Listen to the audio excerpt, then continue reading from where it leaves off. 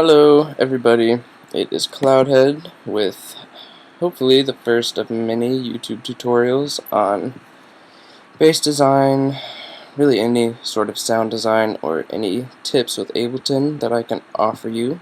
But today we're going to basically be dissecting the main bass to one of my new songs called 50 Days, which should be up on the internet soon. Hopefully within the next day or so. But the main bass it uses a formant with another oscillator in Native Instruments Massive and sounds sort of brown and gammonish, and I didn't find too many tutorials that had a brown and gammon-y sort of feel to them, so I figured I would make one. So hopefully you can pick out the bass that I'm talking about. I'll give you a short preview.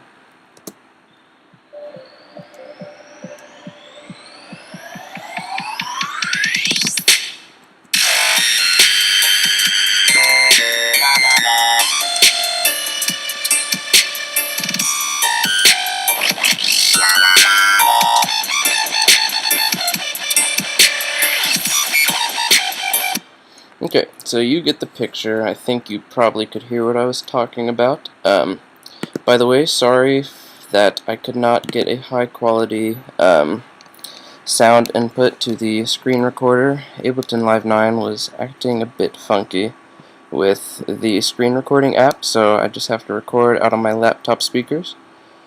So you'll just have to take my word, I guess, that it sounds good, and you will see that at the end product. So I'll solo the bass real quick just so you can hear it.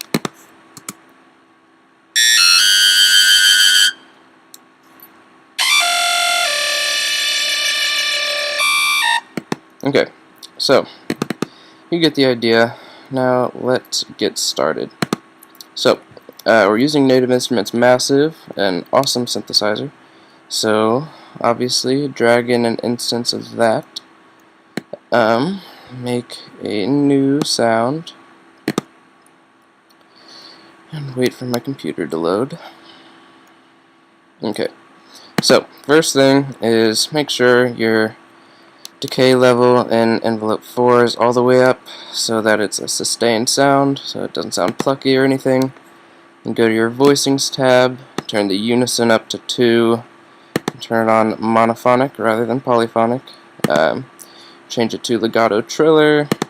Put the pan position just a little bit left of the center so you get a kind of wide sound. We'll make it even wider later when we get to it. But now for the oscillators. The first one, you're going to want it to be a crude oscillator with the wavetable position a little bit below 3 o'clock.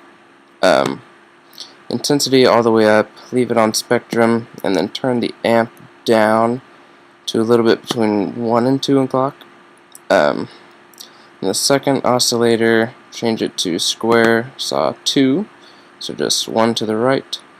Instead of spectrum, this time we're going to change it to formant, which is going to give it that high-pitched kind of squeal that kind of defines the sound. The intensity knob is basically on the formant function is going to be the pitch of the sound, so we're going to leave it all the way up, same with the wavetable position and the amp. So now I'll solo that so you can hear it already will sound a lot better.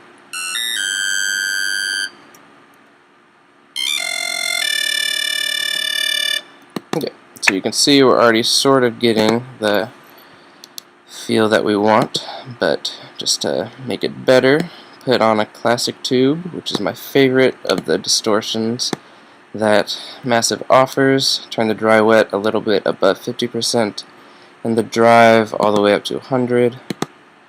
On FX2, put a dimension expander on with the size all the way down, and the dry wet just leave at 50%. Dimension expander is awesome. I can't think of any sound I make that doesn't incorporate dimension expander actually. Okay, so now let me play you what that sounds like real quick.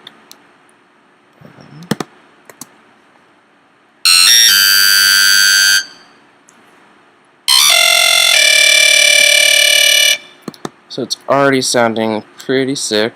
Now, obviously, a lot of people love wobbles, so we're going to do that. It's optional, but instead of using a filter like we normally would for a wobble, we're going to put the LFO on the intensity of the oscillator to the formant sound. So it's going to change the pitch rapidly, or however fast you want it to. We'll put it at an eighth for just now, and so now that sounds like, which is awesome, but has to be used the right way. It can get a bit annoying. So we're going to put the second macro control on the amp of LFO5, or yeah, the LFO, and turn the amp all the way down and put the macro, drag it so it's all the way around the wheel. So now you'll hear it's that without the wobble, unless you turn the knob for macro control 2, and then it's, which is pretty nifty. I'm going to leave it down for now. Now, feel free to not do this, but it's another way to kind of add some extra coolness to your sound. Put a scream filter on filter 1. Make sure your signal from oscillator 1 and 2 is going straight to filter 1. Change this thing to serial rather than parallel. And the volume on filter 1 and the mix all the way up to filter 1. So now I like to turn the scream down a touch and the resonance down just a bit more. Now we will put an envelope 1 on the cutoff, drag that all the way up, drag the decay level all the way up, and you can sort of play with the attack till you get the right feel. But now you'll hear how it sounds.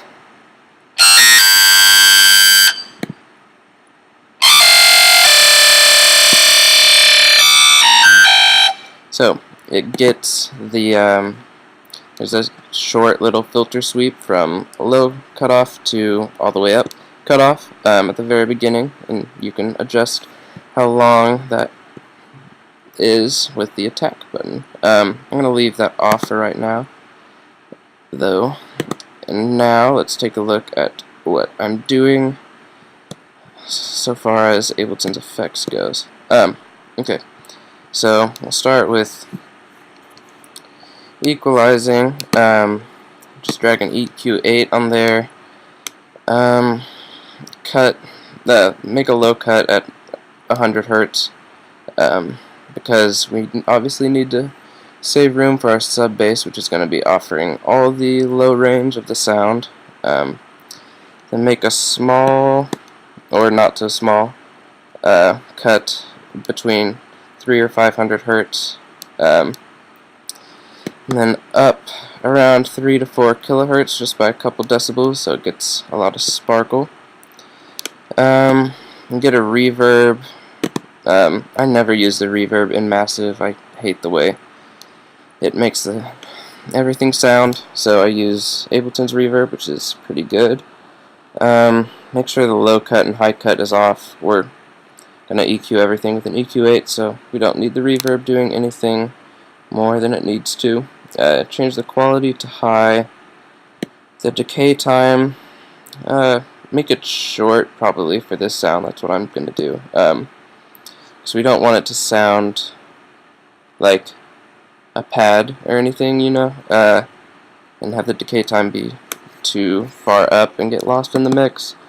For the same reason, we're going to turn the dry wet down a bit to around 30%. Now for the multi-band dynamics, which is a multi-band compressor. It's actually an awesome effect that comes with Ableton. If you don't know how to use it, you should learn, because it's awesome. Basically what I'm doing here is the mid-range. I'm cutting by about 4 decibels of compression, and then on the highs I'm boosting it a bit. You can change that just by clicking and dragging on the little rectangle on each frequency range. Now for the last thing, we have this thing I call bass widener, because we love our sounds to be wide, but not the low range. So you're going to put an audio effect rack with 3 channels, and then name them low, mid, and high. So on the low channel, put an EQ3 on there and keep the lows, and then eliminate the mids and the highs so that only the low frequencies are passing, and put the width all the way to 0 so that our bass is right in the center, which is where you want it to be. And then drag an EQ3 onto the mid range, this time leaving out the low and the high and keeping the mid.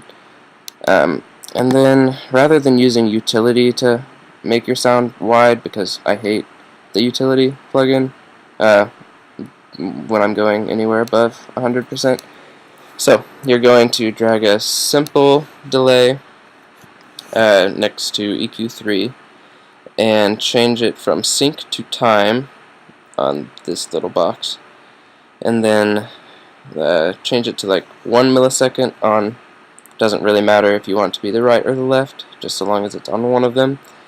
And then on whichever one you didn't put as 1, change it to about 19 milliseconds. I mean, the numbers are arbitrary, just really you can go as high as you want until you can tell that it is a delay, you know. You just want it to sound wide without being able to notice the effect. And then for the highs, do the same thing, this time getting rid of the lows and the mids and keeping the high, and just make it a bit wider, up the milliseconds a little bit on whatever channel is not set to 1 millisecond. And so yeah, that's the sound. I'll play it to you one more time.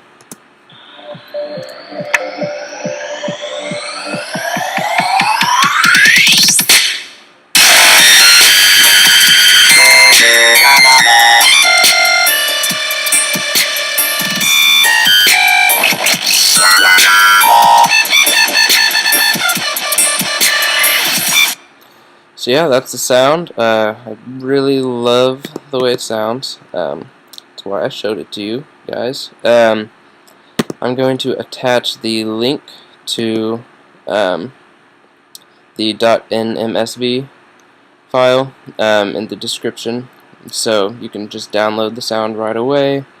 I'll also attach my SoundCloud. If you want to listen to any Cloudhead music, I'd suggest that you would do it on SoundCloud rather than YouTube, because the quality is much better and I update it way more frequently. I haven't updated YouTube in ages. On